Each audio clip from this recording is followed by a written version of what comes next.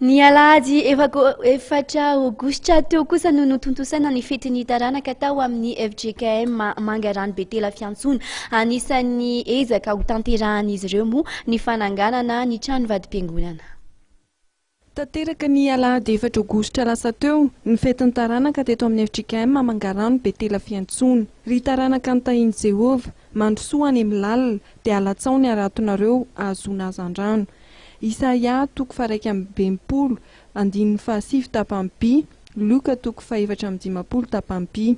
Io no loha hevitry ny toroteny eto mitandrina Lazare Arsan ho any zanaky ny fiangonana izay tonga marobe tany toerana.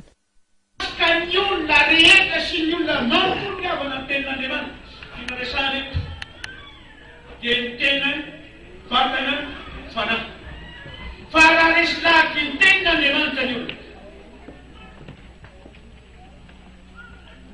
dia misy fanosona lapilafiny zay. Androso miara-bata, androso miara-tsaina, androso miara-panahy. Zava-dehibe riavan'izany.